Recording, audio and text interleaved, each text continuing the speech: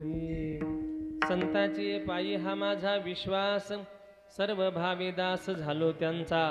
तेची माझ हित करीती सकळ, जेणे हा गोपाळ कृपा करी। भागलिया मज वाहतील कडिये, त्यांची येणे जोडे सर्व सुख। तेची माझ हित करीती सकळ, जेणे हा गोपाळ कृपा करी।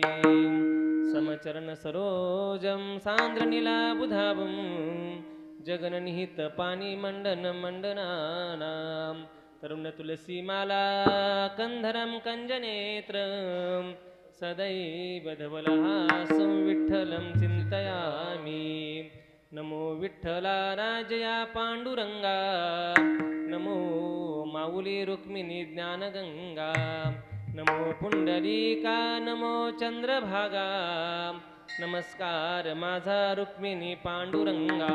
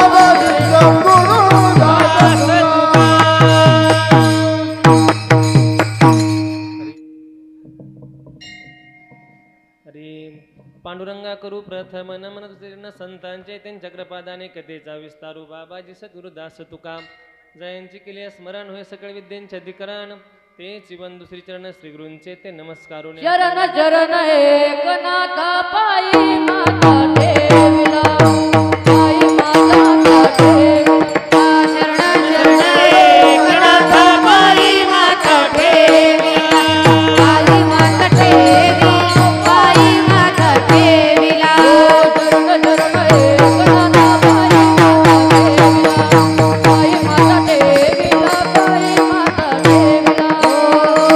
शरण शरण एकनाथ पायी माता देवीला पायी माता देवीला पायी माता देवीला पाहू पुन्हा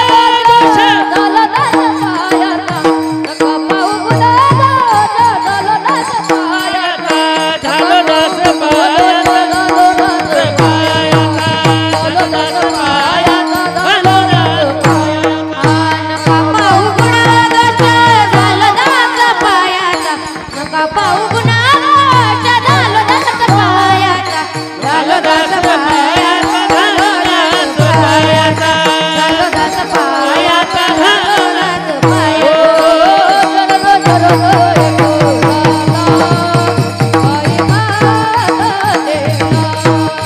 नका पाहू पुन्हा झालं दास पायाचा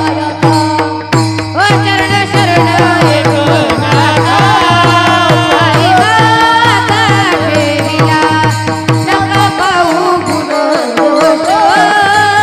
झालं दास पायाचा झालं दास पायाचा झालं दास पायाचा झालं दास पायाचा झालं दास पाहिजे होते झोपण्याची व्यवस्था झाली आता त्याच्या मनात आलं अरे मी पाणी म्हणलं की पाणी आलं मी जेवण म्हणले की जेवण आलं झोपण्याची व्यवस्था म्हणले की झोपण्याची व्यवस्था आली इथं राक्षस तर नसाल आणि तो मला खाणार तर नाही राक्षस आला आणि त्याला खाऊन टाकले मुख्य सांगायचंय कल्पतरू जे आहे का ते मागणाराचं हित किंवा अहित मागतंय मला हे सांगायचं कल्पतरू मागतोय काय त्याचं ह्या गोष्टीने हित होईल का हित होईल हे पाहणार नाही संत महात्मे आपल्याकडे येणाऱ्याचं फक्त हित कसं होईल हेच पाहतात म्हणून संत श्रेष्ठ गोदड महाराजांच्या मंदिरात जे येतात आणि संत गोदड महाराजांच्या चरणावर जे डोकं ठेवतात त्यांचं फक्त हित होणार अहित होणार नाही कारण संत महात्म्याचं हित पाहतात हित म्हणून कधी संतांच्या संगतीत राहायचं दुसऱ्याची संगत करायची संतांच्या संगती म्हणून संगती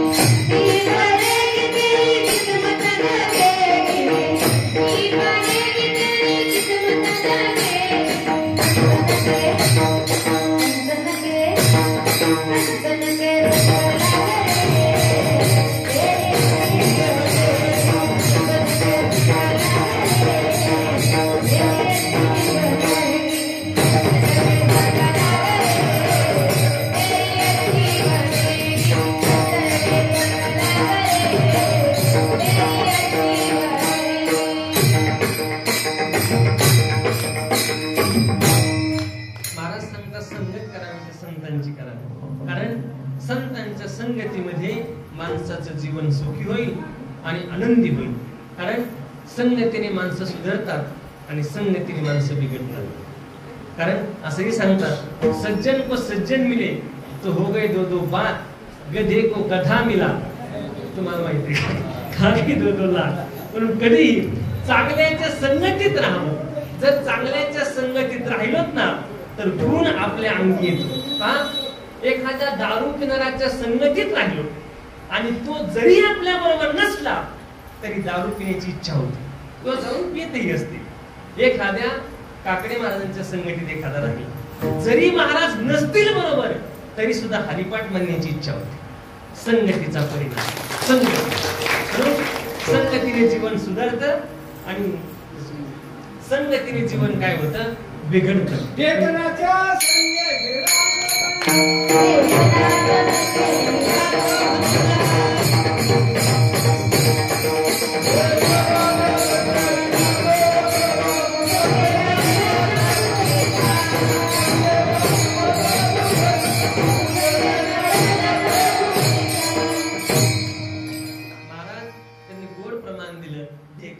संगे हिरा जो मंगला. ढेकणाच्या संगतीत हिरा काय होतो, मंगल. असं सांगतात हिरा एवढा कणखर असतो म्हणजे तो जर आयरनीवर ठेवला आणि वरून त्याच्यावर घन मारला तर एक तर तो हिरा निष्ठून जाईल किंवा त्या आयरनीत घुसेल, त्या घनात घुसेल, एवढा कणखरा. पण तरी तो हिरा ढेकणाच्या संगतीमध्ये काय होतो, बदला जातो. आता इथं काही शंका आहे की खरंच ढेकण आणि हिरा बरोबर ठेवला तर हिरा भंगतो का? भंगतो? कुणी ठेवून बघितलं का महाराज? म्हणजे हिरा ना तुम्ही, आम्ही ढेकण आणतो, ठेवू आपण हिरा. आता खऱ्या अर्थाने महाराजांचं जे बोलणं आहे ते फार अर्थपूर्ण आहे. आता ढेकण म्हणजे काय? आता जे हिरा रत्नपारखी माणसं असतात, रत्नपारखी, जर एखादा हिरा असेल, तो जर हिरा असा उन्हात पकडला, त्याचे ऊन पडल्यानंतर ते असं चमकतो, आहे की नाही? 7 रंग त्याच्यातून निघतात, त्याच्या तेजातून. एवढा पवित्र असतो हिरा. पण त्याला जर एखादा काळा डाग असेल, काय काळा डाग असेल तर लाखो रुपयाचा हिरा मातीमोल किमतीत जातो. आणि तो काळा डाग म्हणजे रत्नपारखी जे आहेत का, त्याला ढेकण म्हणतात. काय म्हणतात? ढेकण. तो ढेकण आहे बस. त्याने त्या हिराचा काय होतो, नाश होतो. म्हणजे पवित्र असलेला हिरा सुद्धा संगतीने बिघडतो. म्हणून कधीही संगत चांगल्याची करावी. बस संगत जर चांगल्याची केली तर माणसाचं जीवन सुधारतं. 1-2 उदाहरण तुम्हाला सहज सांगून जाईल. एकाच विहिरीचं पाणी आहे, ते पाणी एकाच शेतकऱ्याने ऊसाला दिलं, तेच पाणी मिरचीला दिलं, तेच पाणी केळीला दिलं, तेच पाणी कारल्याला दिलं. एकाच विहिरीचं पाणी, शेतकरी एकच आहे आणि जमीन सुद्धा काय आहे, एकच आहे. तरी सुद्धा ऊसाला दिलेलं जे पाणी आहे का, त्याची चव गोड आहे. मिरचीला दिलेल्या पाण्याची चव गोड आहे, तिखट आहे की नाही? आणि कारल्याला दिलेल्या पाण्याची चव कडू आहे. एकाच विहिरीचं पाणी एकाच शेतकऱ्याने दिलं, फक्त संगत बदलली. संगत.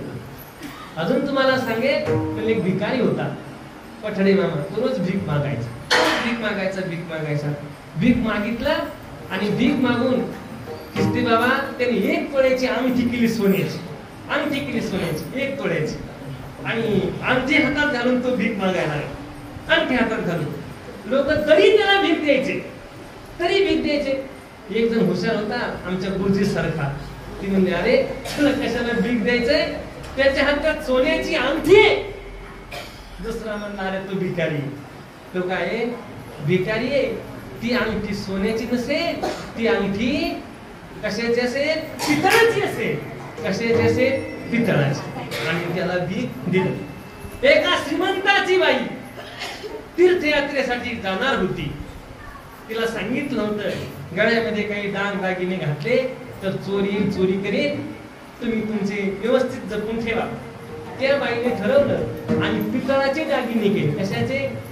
पितळाचे दागिने केले, गळ्यात घातले.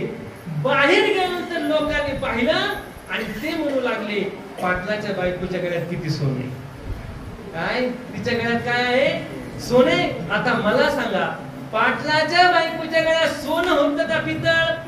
होतं पितळ. पण संगत कोणाची केलेली आहे? श्रीमंताची केली ना, म्हणून पितळाला सुद्धा सोनं म्हणू लागली. इकडं सोन्याने संगत केली कोणाची? भिकाऱ्याची ना, म्हणून त्या सोन्याला सुद्धा पितळ म्हणू लागली. म्हणून आपल्या जीवनात सुद्धा आपल्या जीवनाचं सोनं व्हावं अशी इच्छा असेल ना, तर संगत संतांचीच करायची, दुसऱ्याची संगत करायची. त्या जगात विश्वास ठेवायच्या लायक फक्त दोन व्यक्ती इथं, एक म्हणजे संत आणि दुसरं म्हणजे देव. आपला देह सुद्धा विश्वास ठेवायच्या लायक नाही. आपली इच्छा नसताना आपल्याला एखाद दिवस मिळून जाणार. कोणाला वाटतं मरावं? मरावं कोणालाही वाटत नाही, तरी सुद्धा एखाद्या दिवस असं इस जिंदगी का क्या भरोसा है, इस जिंदगी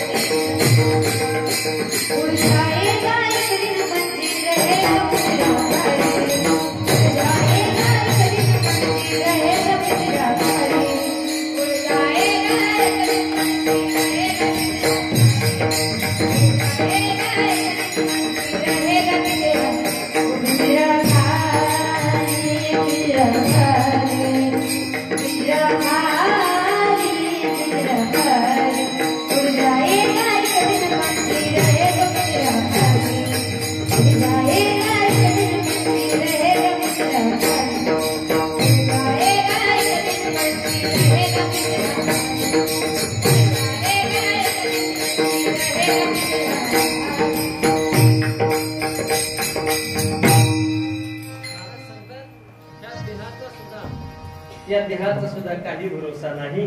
इच्छा नसताना सुद्धा हा आपला देह सोडून जाणार. म्हणून देहावर विश्वास न ठेवता विश्वास काय करा? साधूवर ठेवा आणि विश्वास संतांवर ठेवा.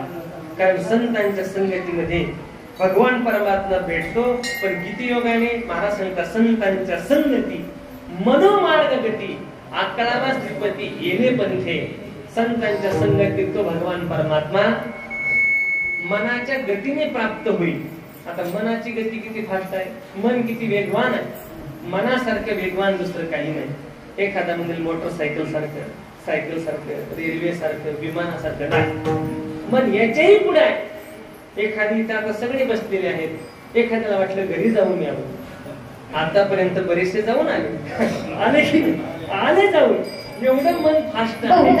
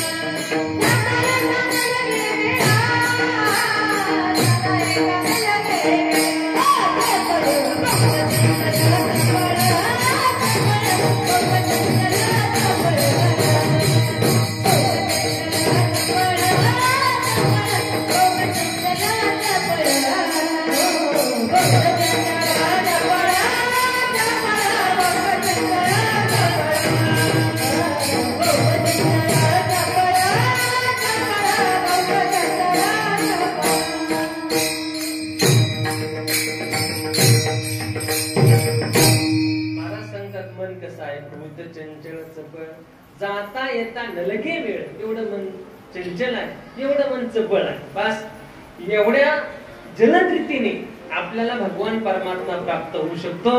फक्त संगत संतांची केली पाहिजे. जर संगत दुसऱ्याची केली तर हे शक्य नाही. म्हणून संगतीने जीवन सुधारतं आणि संगतीने जीवन बिघडतं. एक अजूनही उदाहरण तुम्हाला सांगेल. एका अरण्यामध्ये एक राजहंस राहत होता. राजहंस, आता राजहंस राहत होता. त्या राजहंसाची मैत्री झाली कावळ्या बरोबर. आता कधीच कोणत्याच राजहंसाने कावळ्या बरोबर मैत्री करू नये. कावळ्या बरोबर मैत्री केली त्याने.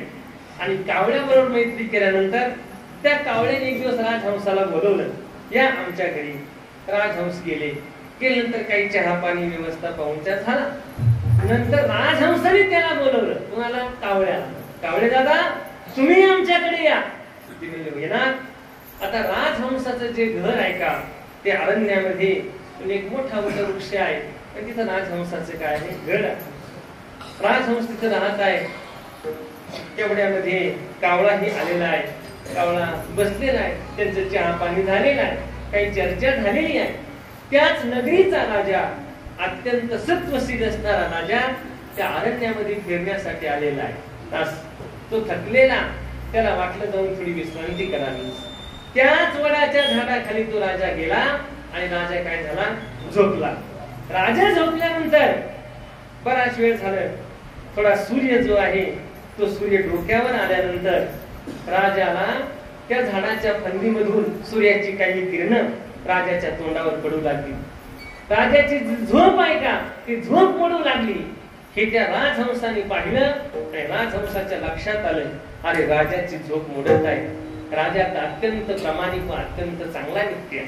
म्हणून राजहंसाने आपला पंख काय केला? पुढे केला आणि जी सूर्याची किरण होती का, ती किरण स्वतःच्या पंखावर घेतली. राजा शांत झोपला.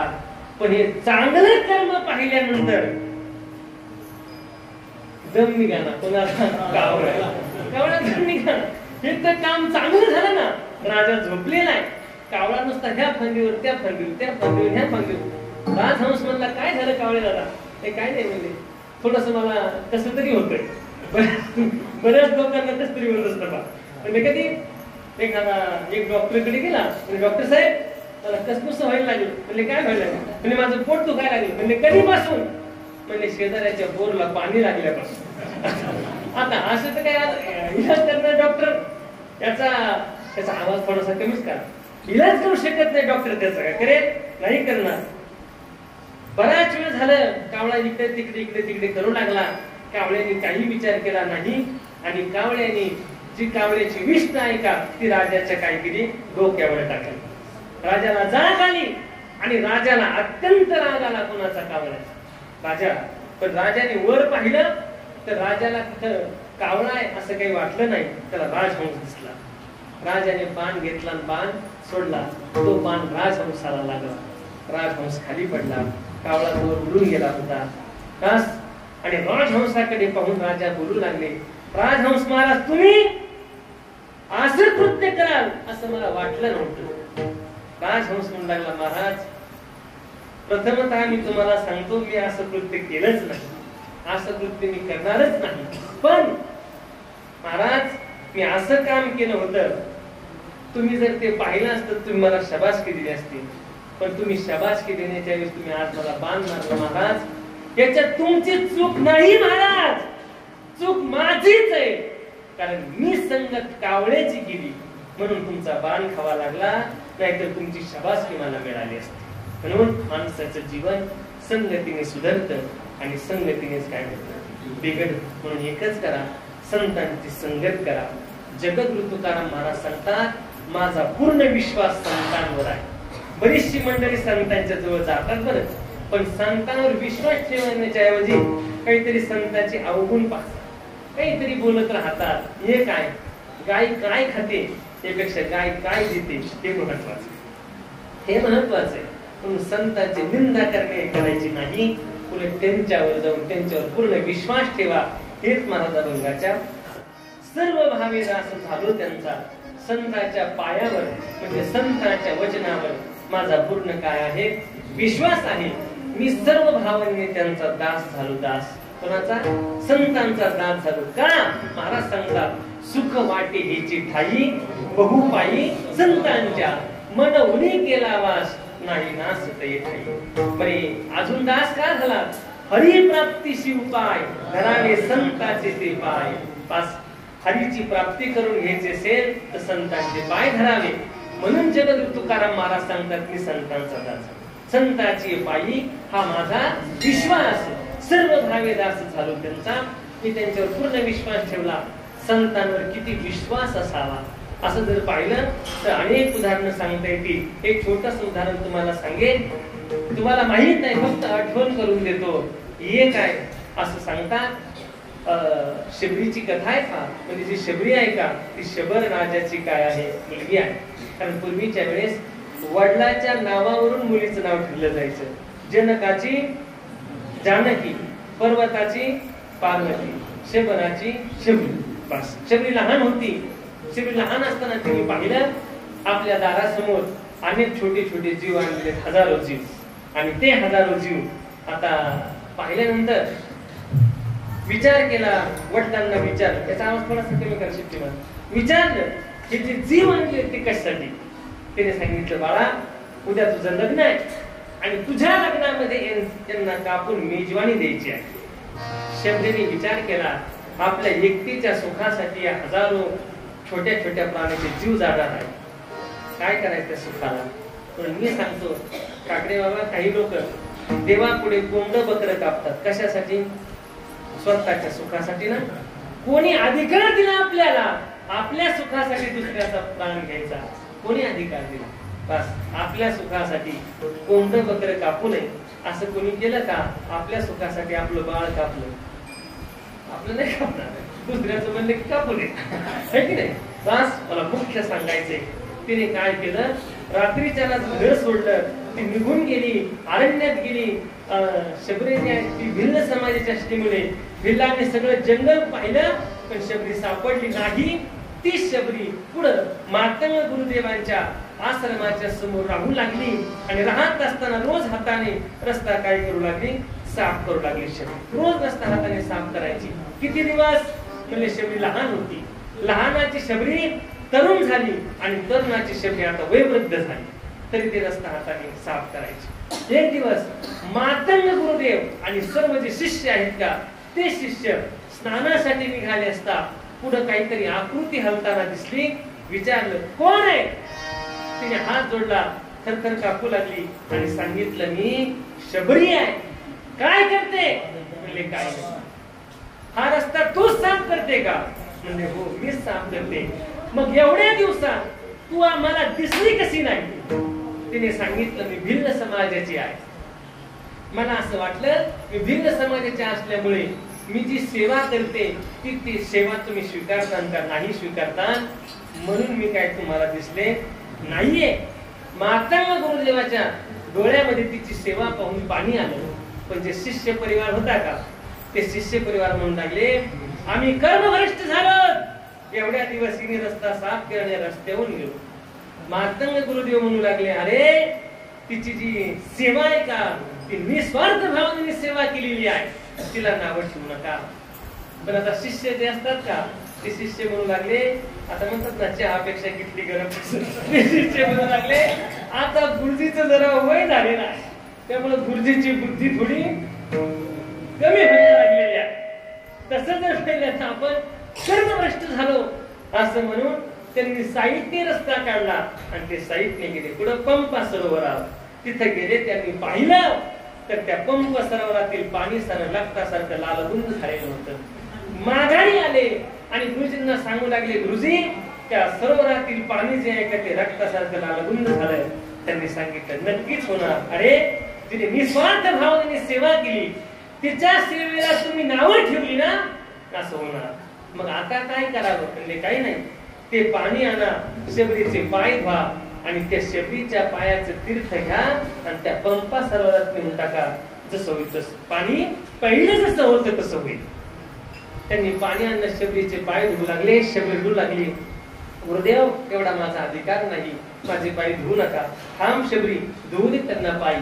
त्यांनी तुझ्या निस्वार्थ भावनेने केलेल्या सेवेला नाव ठेवले धुऊ दे. पाय धुतले, पाणी परत पूर्ववत झालं. आता शबरी जे आहे का, त्या शबरीला सांगितलं मार्तंड गुरुदेवाने त्यांच्या आश्रमाच्या जवळ तिने कुटिया बांधून दिली आणि सांगितलं तू आता इथं राहत जा. आता शबरी कधीतरी प्रवचनाला कीर्तनाला तिथं जायची, प्रवचन ऐकायची, सत्संग ऐकायची. आता एक दिवस मार्तंड गुरुदेव जे आहेत का ते शबरीच्या आश्रमामध्ये आले, त्या कुटियात आले आणि शबरीला सांगितलं बाळा तू खूप निस्वार्थ भावनेने आमची सेवा केलेली आहे. बस तुला एक सांगतो शबरी, आता मुलीच्या धामाला काय होणार आहे, जाणार आहे. शबरी रडू लागली, गुरुदेव तुम्ही जाणार. त्याने सांगितलं हो मी तुझ्या धामाला जाणार आहे, कारण हे कलियुग आहे. उपजले ते नासेले ते पुनरपिदिसे हे घटिका यंत्र जैसे परिभ्रमिका. इथं जो कोणी आला तो काय होणार आहे, मरणारच आहे. मी सुद्धा जाणार, मी राहणार नाही. फक्त एक सांगतो शबरी तुला, एक दिवस या तुझ्या कुटियेमध्ये प्रभू रामचंद्र येतील ते सांगितले. आता शबरीचा विश्वास मला सांगायचा आहे. काय येतील? प्रभू रामचंद्र येतील असं कोणी सांगितलं? मार्तंड गुरुदेवाने सांगितलं. मार्तंड गुरुदेव तिथे निघून गेले. मार्तंड गुरुदेव निजधामाला गेले. ही गोष्ट शबरीला सांगितली कधी? रामाचा जन्म होण्याच्या अगोदर सांगितलं तुझ्या कुटीत राम येईल. किती विश्वास असावा साधूवर, किती विश्वास असावा संतांवर. शबरी तेव्हापासून त्या झोपडीपासून जे रस्ते चारी दिशेला जातात का ते रस्ते हाताने राम आएंगे आएंगे राम आएंगे, राम आएंगे आएंगे राम आएंगे, मेरी झोपड़ी के बाहर खुल जाएंगे राम आएंगे, मेरी झोपड़ी के बाहर खुल जाएंगे राम आएंगे, मेरी झोपड़ी के बाहर खुल जाएंगे राम आएंगे, मेरे झोपड़ी की बाहर खुल जाएंगे राम आएंगे। राम आएंगे तो अंगना सजाऊंगी, दीप जला के दिवाली में मनाऊंगी। राम आएंगे तो अंगना सजाऊंगी, दीप जला के दिवाली में मनाऊंगी। मेरे जन्म के सारे पाप मिट जाएंगे राम आएंगे, मेरी झोपड़ी के बाहर खुल जाएंगे राम आएंगे। राम आएंगे तो अंगना सजाऊंगी, दीप जला के दिवाली में मनाऊंगी। राम आएंगे तो अंगना सजाऊंगी, दीप जला के दिवाली में मनाऊंगी।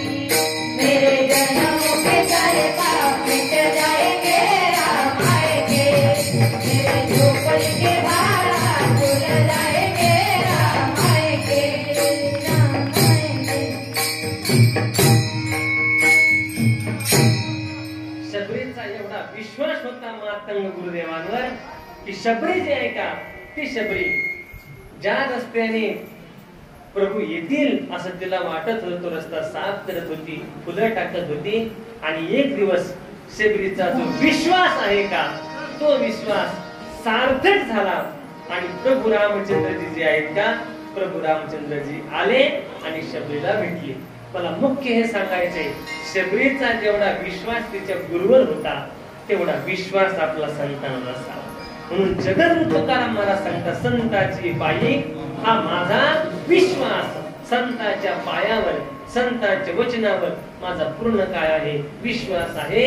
म्हणून मी संतांचा दास झालो. अभंगाचे त्याचे माझे गीत करीती त्याची माझे गीत करीती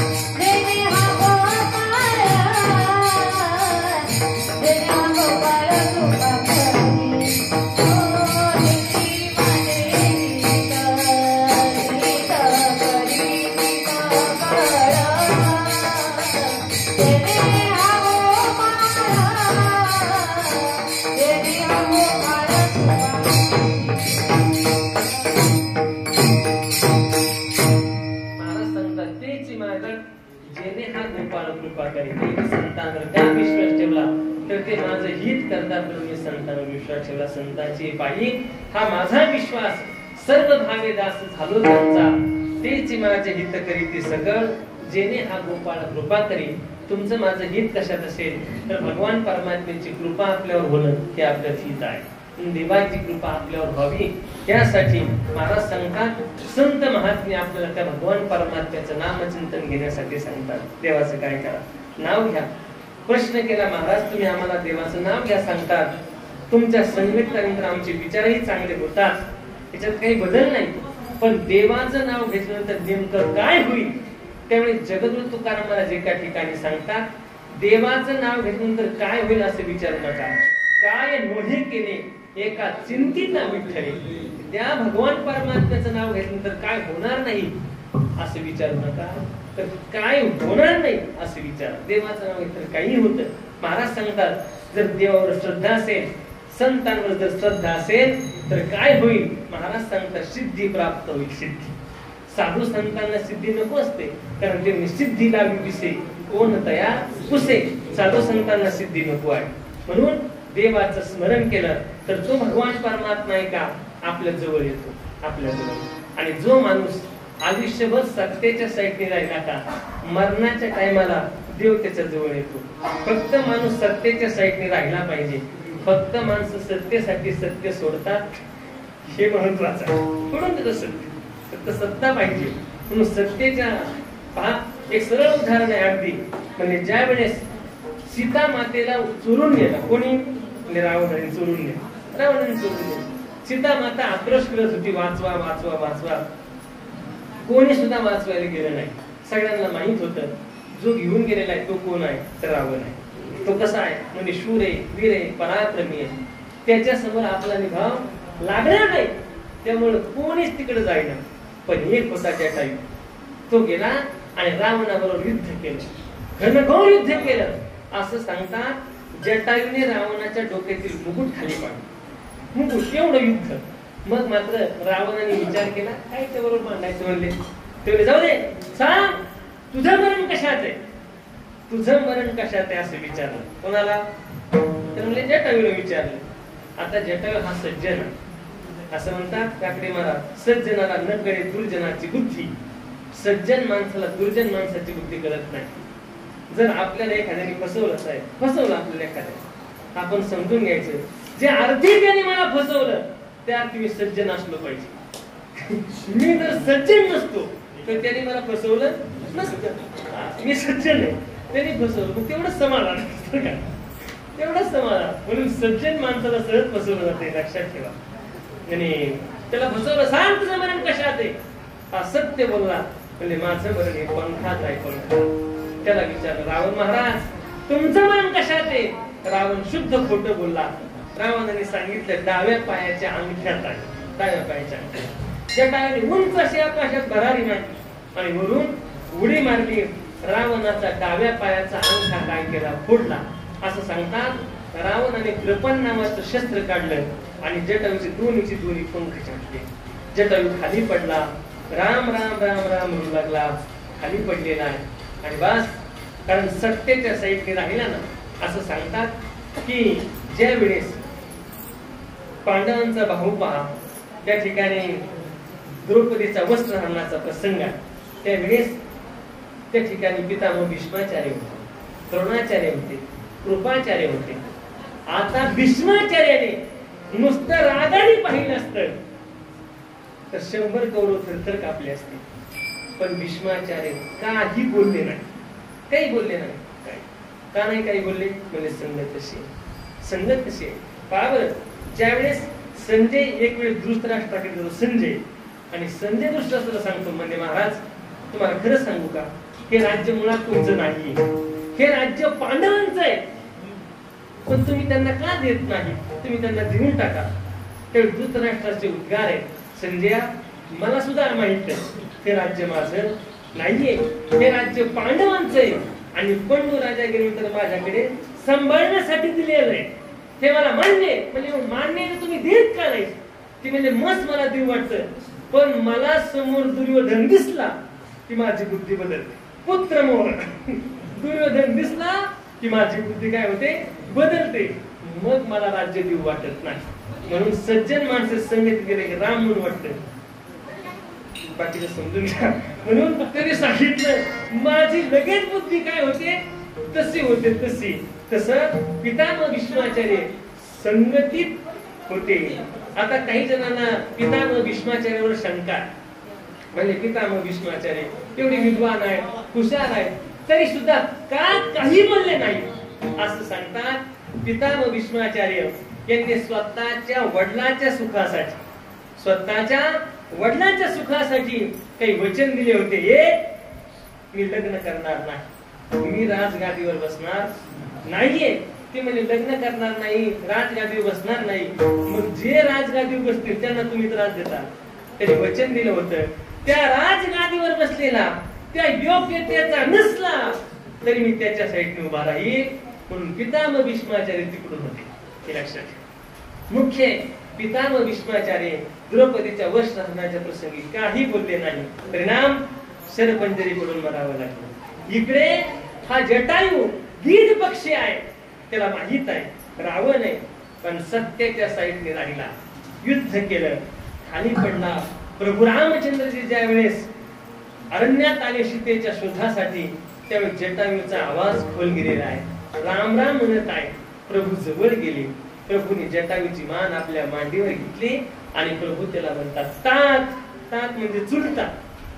ते अरे प्रभू रामचंद्रजी सूर्यवंशातील आहे आणि हा जटायू आहे, त्याला चुलता तात काका असं का बोलतात? कारण जटायू हा राजा दशरथाचा मित्र होता असं शास्त्र सांगतं. आपल्या वडिलाचा मित्र जर भेटला तर तो आपल्या वडिलाचा बाहू या नात्याने संबोधलं पाहिजे. म्हणून ते त्याला तात म्हणजे तुम्हाला पहिल्यासारखं करू का? त्याने सांगितलं पहिल्यासारखं करू नका. प्रभू रामचंद्रजी, प्रभू एक सांग का, तुझ्या बापाला जमलं नाही ती मला जमलं. काय तुझ्या बापाला जमलं नाही ती मला जमलं. ती म्हणजे काय झालं, काय जमलं नाही? अरे म्हणे ज्या वेळेस गुरुजी बरोबर की नाही, गुरुजी म्हणजे साक्षात राम आहे. त्यांनी सांगितलं अरे ज्या वेळेस प्रभू तुमच्या वडिलांनी प्राण सोडला त्यावेळेस तुम्ही त्यांच्या जवळ नव्हते आणि माझं भाग्य असं आहे की मी आता प्राण सोडत असताना तुमच्या मांडीवर प्राण सोडतो. माझ्यासारखा भाग्यवान दुसरा तिसरा कोणी नाही. बस आता मी प्राण सोडतो. म्हणून असं म्हणतात, अंतकाळी ज्याच्या नाम आले मुखा तुका म्हणे सुखा पार नाही. तुकाराम महाराज सांगतात त्याच्यासारखा सुखी आणि त्याच्यासारखा भाग्यवान दुसरा तिसरा कोणी नाही. मग शेवटच्या वेळेस देवाचं नाव तोंडात येण्यासाठी सुद्धा अनंत जन्मीचं पुण्य लागत असेल. काकडे महाराज, मला असं वाटायचं ह्या गोष्टी नुसत्या वाचायला असतात आणि सांगायला असतात, पण ज्या वेळेस आमचे आजोबा गेले अलीकडच्या काळात, आता वर्ष श्राद्ध झालं, तुम्ही नाही आला तो भाग सोडून द्या बरं का, तो भाग सोडू द्या. पण आजोबा गेले तेच राम राम लिहायचे. महाराज तुमचे चांगलेच मित्र होते, राम राम राम राम लिहायचे. गुरुजी मी त्यांना म्हणलं कशात राम राम लिहिता, तुमचा हात दुखून येतो, कशाला लिहिता? ते लेखक बस लिहू द्या. एवढ्या वया लिहिले, एवढ्या 4,46,000 त्यांनी जप लिहिला स्वतः राम राम राम हाताने लिहिला. बाकीच्या काही लोकांकडून राम राम लिहून घेतलं, ते 4 कोटी झाले. आणि ज्यावेळेस त्यांचा मृत्यू जवळ आला, मृत्यू काळ म्हणजे शेवटच्या वेळेस सुद्धा त्यांनी मला सांगितलं महादेवाचं मंदिर बघ. आपल्या सगळ्यांना माहिती आहे आपली गोशाळा आहे, गोशाळेत 500 गाणी आहेत. त्या गोशाळेचं काम चालू असताना एक महादेवाची पिंड निघाली. ते म्हणजे तुम्ही काय करायचं, मंदिर बांधा. मी म्हणलं त्याची पूजा कोण करणार, उद्घाटन म्हणजे मीच करणार. ज्या दिवशी जायचं त्या दिवशी 3 वाजता मला फोन करून तिथं नेलं, त्याचं भूमिपूजन केलं. माघारी आले, एक संत महात्मे आपले इथं होते बाबा महानस म्हणून, त्यांचा हात हातात घेतला. बाकीची मुलं राम राम म्हणत होते आणि तेही राम राम म्हणत होते. ते त्यांना म्हणजे भजन म्हणा, ते राम राम म्हणू लागले. यांनी 3 वेळेस राम राम म्हणून प्राण सोडला. माझ्या लक्षात आलं की हे नुसतं वाचण्यासाठी नसतं आणि सांगण्यासाठी नसतं, तर हे अनुभवण्यासाठी असतं. बस याचं मला सुद्धा अभिमान आहे. मला आधी वाटायचं असं कोणाला म्हणून येत नसेल, पण त्यांची निष्ठा बोधन महाराजांची होतीच, त्याच्यात काही शंका नाही. हे सांगितलं महाराज तुमचं दर्शन, महाराज दर्शन घेतलं जात नव्हते कधी. म्हणून मला एक सांगायचे, देवावर विश्वास पाहिजे. देवावर विश्वास असेल तर सर्व काही प्राप्त होईल. कारण गिरिधरी नाद भाव का भुका राग कलावी जाणता तुका. म्हणून एक सांगू इच्छितो की संत महात्मे जे असतात का ते आपल्यावर कृपा करतात. म्हणून या ठिकाणी सांगितलेलं आहे तेचे माझे हित करीती सकळ जेणे हा गोपाळ कृपा करील. भगवान परमात्मा आपल्यावर काय करेल? कृपा करेल. एखादा जो आहे का तो भागला, तो परमार्थापासून लांब जाऊ लागला तर संत महात्मे त्याला जाऊन लांब जाऊ देत नाही, उलट त्याला त्या मार्गावर आणण्याचा प्रयत्न करतात. अभंगाचं पुढचं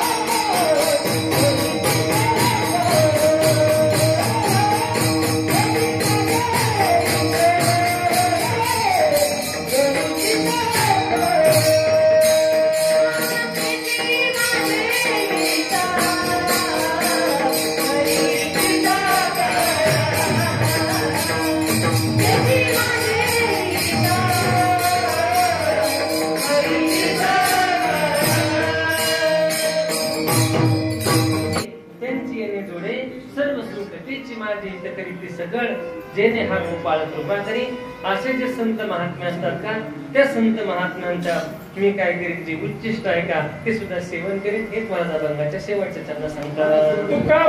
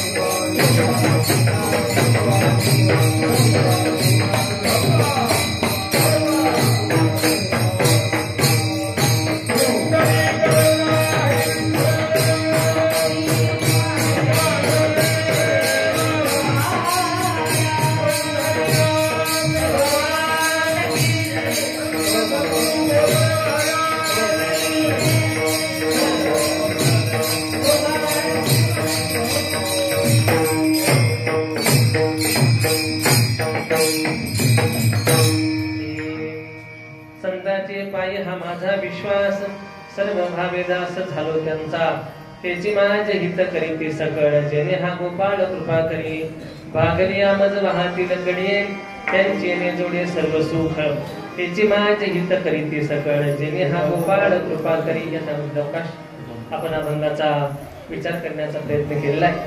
बोलण्याच्या ओघामध्ये जर काही चुकलं असेल तर उदार अंतकरणाने माता पित्याचं अंतकरण करून माफ करा. जे बरोबर असेल ते गुरुवर्य ब्रह्मलीन दत्तात्रय महाराज सुग्रीव पाटील यांचं समजा झालेली सेवा याच ठिकाणी थांबवतो. तत्पूर्वी श्री दत्त योगीराज आश्रम मुळेवाडी तालुका कर्जत जिल्हा अहिल्यानगर या ठिकाणी एक छोटासा आश्रम आहे. या आश्रमामध्ये अशी छोटी छोटी सध्या 220 मुलं आध्यात्मिक शिक्षणाबरोबर शालेय शिक्षण घेतात. याच्यात तुमच्या शेजारचं तुमच्या गावाजवळच आहे ना का याच्यातले पलीकडला अगदी त्यामध्ये जी बरीचशी मुलं जी आहेत, एक पालकत्व, विभक्त पालकत्व, अनाथ मुलं आहेत. दादा तुम्हाला सांगूच इच्छितो, काही माणसं अशी आहेत एकदा मुलं सोडून गेली आणि जर कोणा काही शिक्षकांनी कोणी त्यांना फोन लावला ना ते डायरेक्ट सांगते रॉंग नंबर आहे म्हणजे नंबरच नाही, रॉंग नंबर आहे. एकटेच दादा एकदा समाज विचित्र झाला. ज्या मुलीला अनाथ असतात का ते अनाथ असतात कुठपर्यंत माहिती का, 9वी 10वीला जाऊ असतात. 9वी 10वीला जाऊ सुद्धा अनाथ असतात. 9वी 10वीच्या पुढे गेल्या त्या सणात होतात. सणात होतात म्हणजे त्याला आईबाप होते असं नाही. मग त्याची मावशी येते, त्याचा काका येतो, मग मामा येतो. का आता मुली कमी पडल्या ना त्यांच्या म्हणजे अशी परिस्थिती आहे. म्हणून स्वार्थी जग आहे, स्वार्थी. लक्षात ठेवा. आश्रमाच्या वतीने एक गोशाळा चालवली जाते. त्या गोशाळेमध्ये सध्या स्थितीला 500 गायी आहेत. माननीय श्री परवीन दादा त्या गोशाळेत येऊन गेलेले आहेत, त्यांनी पाहिलेला आहे. दादा आता सुद्धा आता लई पाऊस झालाय 500 गायी आहेत. ज्या गायी आंधळ्या, पांगळ्या, लंगड्या, जे लोक शेतकरी सांभाळू शकत नाही कसायला विकतात, अशा गायी त्या गोशाळेमध्ये आणून सोडलेल्या जातात. अशी ही गोशाळा कथा कीर्तन प्रवचनाच्या माध्यमातून जे दान दक्षिण येते त्याच्यावर काकडे महाराज गोशाळा आणि आश्रम चालतो. तुम्हाला एक सांगेल, मार्च एप्रिल मे या 3 महिन्यामध्ये गोशाळेला रोजचा खर्च 20,000 आहे. चाऱ्याचा 5 ते 6 टन गुरुजी चारा लागतो. पण एवढा चारा खिस्ती महाराज कोणीतरी देत, कोणीतरी पैसे देत आणि लईच अडचण असली तर कोणीतरी कीर्तनाला बोलवत. कोणी कीर्तनाला बोललो मी म्हणतो मला कीर्तन येतं म्हणून लोकांनी बोलवलं नाही. त्या गायीने तिच्या चाऱ्याची व्यवस्था. अशी परिस्थिती आहे. देवावर विश्वास ठेवला ना देव सगळं करतो. कारण देव सखा जरी जे काही अवघित रूपात आहे फक्त देव आपला असा झाला पाहिजे. म्हणून या ठिकाणी आज येण्याचा योग म्हणजे माननीय श्री राजेंद्र सुरणकर साहेब, त्यांच्या योगाने तुम्हाला सर्व सज्जन श्रोत्यांचं दर्शन. आता एक कार्यक्रम होता आश्रमावर, त्यावेळेस सुरणकर साहेब रोज येत होते. त्यांनी सांगितलं असाच कार्यक्रम पुढच्या वर्षी करा. मी म्हणलं याला लई खर्च झाला, आता आपल्याकडून पुढच्या वर्षी होणार नाही. सुरणकर साहेबांनी सांगितलं कथेला जेवढा खर्च येईल 1,21,000 मी देईन म्हणजे तुम्ही करा. आता तेवढं झाल्यानंतर परमपूज्य गुरुवर्य संजय महाराज पाचपूर बाबा त्यांच्या कीर्तनामध्ये त्यांनी सांगितलं महादेवाच्या मंदिराचं बांधकाम करायचं आहे, कोण देणगी देणार. त्यावेळेस सुरणकर साहेबांनी सांगितलं मी परत 51,000 देणार.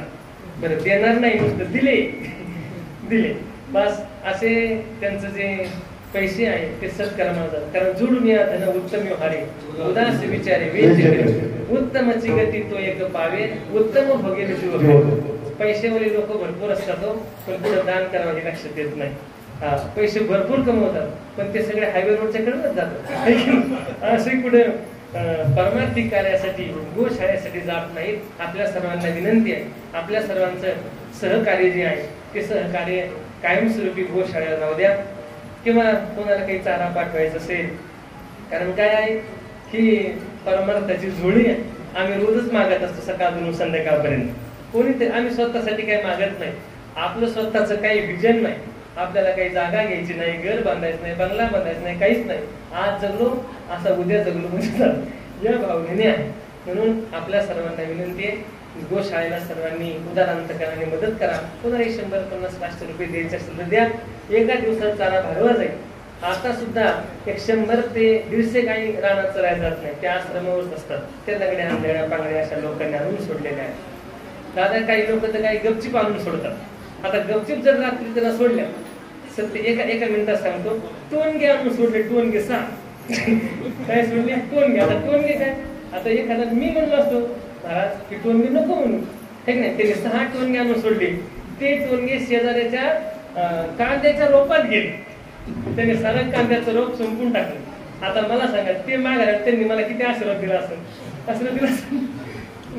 ते नाही ते लोकांनी शिव्या दिल्या. पण मी कोणी जर गायीसाठी शिव्या दिल्या वाईट वाटून घेत नाही. कारण ह्या शिव्या काय आपल्यासाठी नाही, ह्या गोमातेसाठी ना. मग त्यासाठीच आपण कोणाला शिव्या देऊ द्या, नाही कोणी काही म्हणू द्या. कोणी निंदा अथवा कोणी वंदा आमचा सोयीताचा धंदा. म्हणून आपली कृपा प्रेम कायमस्वरूपी आज तुम्हाला गोशाळेवर राहू द्या. झालेली सेवा याच ठिकाणी थांबवतो. सर्वच प्रिया आलेले सर्व मान्यवर मंडळी या सर्वांचे मनापासून आभार मानतो व त्यांना धन्यवाद देतो. या ठिकाणी दादा 1 मिनिट बोलणार आहे. मी फक्त भजन घेतो. ज्ञानेश्वर बाबा सरी ज्ञानेश्वर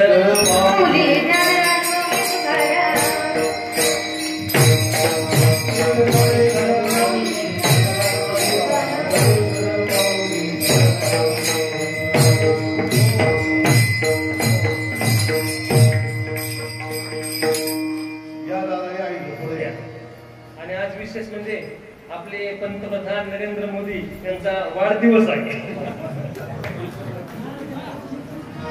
आज आपण सर्वजण आदरणीय रवींद्र महाराज यांचं संत श्रेष्ठ सद्गुरू गोदर महाराजांच्या मंदिरामध्ये या ठिकाणी कीर्तन सेवा ही कीर्तन सेवा होत असताना या ठिकाणी सर्व संस्थेतले सर्व विद्यार्थी आणि आमच्या सगळ्या भगिनी, खास करून या ठिकाणी ज्यांना आपण राज्यामध्ये या महाराष्ट्रामध्ये वारकरी संप्रदायामध्ये आपल्या सगळ्यांना अभिमान आणि भूषण वाटावं अशा पद्धतीचं आपले खडकचे आदरणीय हरबप्पा जाधव महाराज या ठिकाणी आले. त्यांचं या ठिकाणी आपल्या सर्वांच्या वतीनं संत श्रेष्ठ सद्गुरू गोदर महाराजाच्या कृपा आशीर्वादानं ही सगळी अशी दिग्गज आणि या वारकरी संप्रदायामध्ये जीव ओतत असताना आपल्या भागात सुद्धा अनेक जणांना तयार करण्याचं काम आदरणीय गुरुजींनी अतिशय चांगल्या पद्धतीने केलं. त्यांचं मनापासून स्वागत करतो. सर्व टाळकरी, सर्व माता भगिनी, सर्व उपस्थित असणारे युवक असतील, वडीलधारी मंडळी असतील. आजच्या या कीर्तन सेवेच्या निमित्तानं रवींद्र महाराजांनी अतिशय चांगलं कीर्तन केलं. कीर्तन करत असताना आपल्या सगळ्यांचं प्रबोधनही चांगल्या पद्धतीने झालं. आणि त्या माध्यमातून ते जे कार्य आपल्या तालुक्यामध्ये अनेक वर्षापासून करतायत. सुरुवातीच्या काळापासून मी जवळजवळ म्हणजे रवींद्र महाराजांनी अतिशय सुरुवातीच्या काळापासून अनेक वेळा जाणं येणं झालं, सगळ्या गोष्टी झाल्या आणि शून्यातून हे वैभव निर्माण करत असताना अतिशय निस्वार्थ भावनेने आणि जी दत्त महाराजांची सेवा, त्या सेवेच्या माध्यमातून जी परंपरा चालत आली ती परंपरा सुद्धा या ठिकाणी अतिशय चांगल्या पद्धतीनं ते पार पडतायत. अनेक विद्यार्थ्यांना घडवण्याचं काम या निमित्तानं हे केलं जाते. त्यांनाही मनापासून धन्यवाद देतो. आणि आज या गोशाळेच्या यासाठी आपण जे आता या ठिकाणी चांगलं काम करताय त्यासाठी आमचे सहकारी आज या ठिकाणी महाराजांच्या गोशाळेला राजेंद्र सुरपुरकर यांच्या वतीनं 11,000 रुपयाचा या ठिकाणी दान या ठिकाणी स्वीकार महाराजांनी करा.